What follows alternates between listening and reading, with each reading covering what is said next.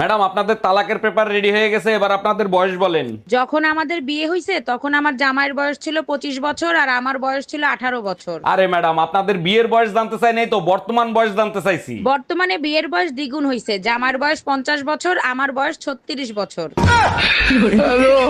আচ্ছা বলো তো, কাল কয় প্রকার ও কি কি? 3 প্রকার, বর্তমানকাল, ভবিষ্যৎকাল, অতীতকাল। তাইলে বলো তো, পাশের বাড়ির ভাবির ঠোঁট দুটো খুব সুন্দর, মন চায় একটা চুম্মা দি, এটা কোন কাল? এটা তো একদম সোজা, মরণকাল, সোনা পাখি। ভাবি থাক, আর কান্না করেন না, দেখেন মানুষ তো চিরদিন বেঁচে থাকে না। অরুণ ভাই, আপনার ভাই মারা গেছে তাতে কোনো দুঃখ নাই, কিন্তু মরার আগে ফোনের পাসওয়ার্ডটা তো দিয়ে যাইতে পারতো। একটা মানুষ মারা গেছে, তারে নিয়ে আর ঘাটাঘাটি করেন না, তার আত্মা কষ্ট পাবে। অরুণ ভাই, এখন তো আমি মরেও শান্তি পাবো না। আমার জানার ইচ্ছা ছিল টুম্পা ভাবির সাথে আসলে ওর কি সম্পর্ক ছিল। আচ্ছা ভাবি, প্রায় সময় আপনার টক খাইতে দেখি, কোনো সুসংবাদ আছে নাকি? না অরুণ ভাই, শ্বশুর বাড়ির লোকজনরা যখন আমাকে গালিগালাজ করে তখন আমি টক খাই। টক খাইলে সব হজম হয়ে যায়। বলেন কি, তাই নাকি? তা শ্বশুর বাড়ির কে কে আপনারা গালিগালাজ করে? সবাই করে, শ্বশুর, শাশুড়ি, ননদ, জামাই। আচ্ছা অরুণ ভাই, আমি আবার নির্লজ্জ বেয়া হয়ে গেলাম না তো? হ্যালো, 1 মাস হয়ে গেছে বাপের বাড়ি রেখে গেছো, এর ভিতরে একটা ফোন দেওয়া জরুরি মনে করলা না? আমার কি পাগলে কামড়াইছে, মৌমাছির চাকে ইটা মারবো? বাজে কথা বলবা না, আমি যদি এর ভিতর মরে যাইতাম তাইলে কি হইতো? কেন, আমি কি তোমাদের গোরস্থানের চাবি নিয়ে আইছি?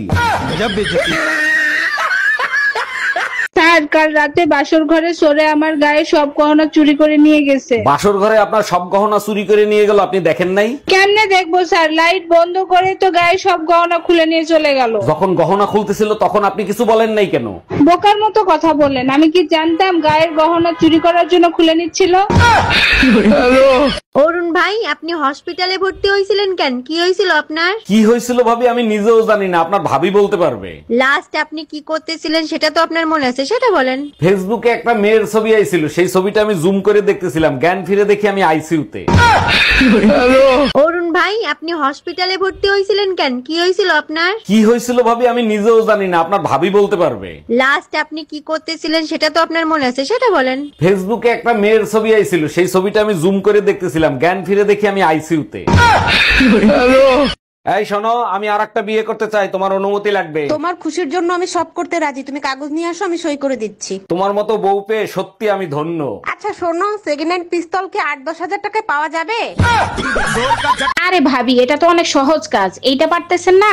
আচ্ছা ঠিক আছে, দেখি আমি কি করতে পারি। কি সহজ কাজ যেটা তুমি পারো ভাবি পারে না? ভাবি বিয়েতে যাবে শাড়ি পরে, শাড়ির কুচি ঠিক মতো মিলাতে পারতেছে না। তুমিও তো বিয়ের পরে শাড়ি পরতে পারতা না, আমি তো তোমার শাড়ি পরানো শিখাইছি। আচ্ছা আমি যাবো। কোথায় যাবা, বাবির শাড়ি পরাইতে?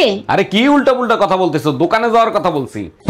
मौत को छू के टक से वापस आ सकता हूँ।